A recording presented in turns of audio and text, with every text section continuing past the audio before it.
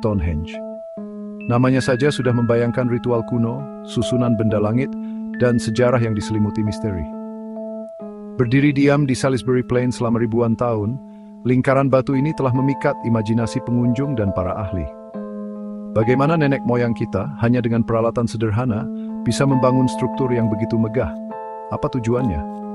Apakah itu kuil untuk menyembah matahari, tempat pemakaman leluhur yang dihormati, atau sesuatu yang sama sekali berbeda? Selama berabad-abad, pertanyaan-pertanyaan ini telah memicu banyak teori dan perdebatan di antara para arkeolog, astronom, dan sejarawan.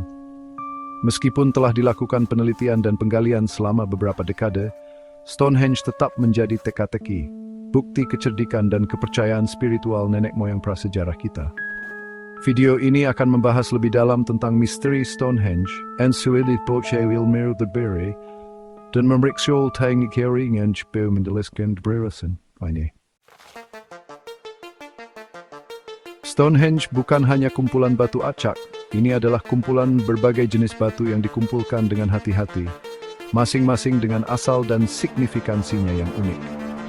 Yang paling mencolok adalah sarsen besar, batu tegak yang lebih besar yang membentuk lingkaran luar dan triliton. Bongkahan-bongkahan besar ini, beberapa di antaranya memiliki berat hingga 50 ton, terbuat dari silkrete, batu pasir keras dan tahan lama yang ditemukan di lokasi yang disebut Marlborough Downs, sekitar 30 km di utara Stonehenge. Batu-batu yang lebih kecil yang dikenal sebagai batu biru bahkan lebih menarik. Batuan beku ini, termasuk varietas seperti dolerite dan rhyolite, berasal dari perbukitan Preseli di Wales Barat Daya yang menakjubkannya berjarak 240 km. Kehadiran batu asing ini di Stonehenge menimbulkan salah satu misteri terbesar seputar monumen tersebut. Bagaimana batu-batu sebesar itu diangkut melintasi jarak yang begitu jauh di masa sebelum kendaraan beroda dan teknik canggih. Keragaman batu di Stonehenge tidak hanya menunjukkan tantangan logistik konstruksinya, tetapi juga menunjukkan makna simbolis yang lebih dalam. Penggunaan batu dari lokasi yang jauh mungkin mencerminkan pentingnya tempat-tempat ini dalam sistem kepercayaan para pembangun, atau mungkin juga mewakili upaya yang disengaja untuk menyatukan komunitas atau wilayah yang berbeda.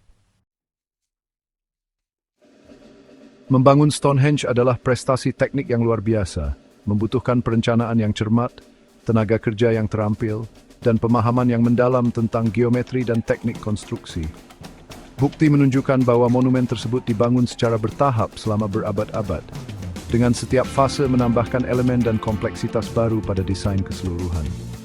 Tahap pertama, yang berasal dari sekitar 3000 cm, melibatkan pembuatan parit dan tanggul melingkar yang dikenal sebagai henge.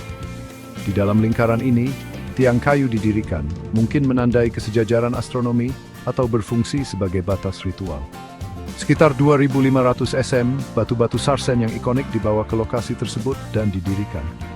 Batu-batu ini dibentuk dengan hati-hati menggunakan palu dan baji batu, kemudian diangkat ke posisinya menggunakan sistem tuas kayu, tali, dan jalur tanah.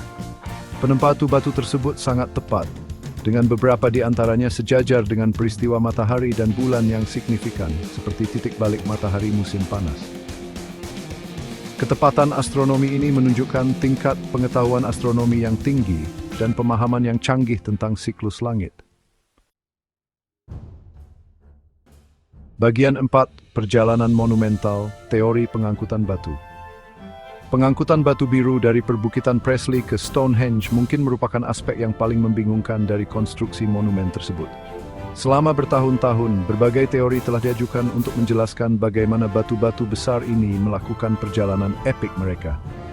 Satu teori populer menunjukkan bahwa batu-batu itu diangkut hanya dengan tenaga manusia. Ini akan melibatkan tim yang terdiri dari ratusan, bahkan ribuan, orang yang menyeret batu-batu di atas kereta luncur atau penggulung yang terbuat dari kayu gelondongan. Teori lain mengusulkan bahwa batu-batu itu dipindahkan di sepanjang jalur air, memanfaatkan sungai dan garis pantai untuk memudahkan pengangkutan. Teori ini didukung oleh penemuan perahu prasejarah dan keberadaan jalur air yang menghubungkan perbukitan Preseli ke Salisbury Plain. Baru-baru ini, para peneliti telah menyarankan bahwa kombinasi metode mungkin telah digunakan, dengan pengangkutan darat dan air yang digunakan pada berbagai tahap perjalanan. Terlepas dari berbagai teori, metode pengangkutan yang tepat tetap menjadi bahan perdebatan dan penelitian lebih lanjut. Bagian 5 menguraikan tujuan, astronomi, ritual, dan lanskap suci.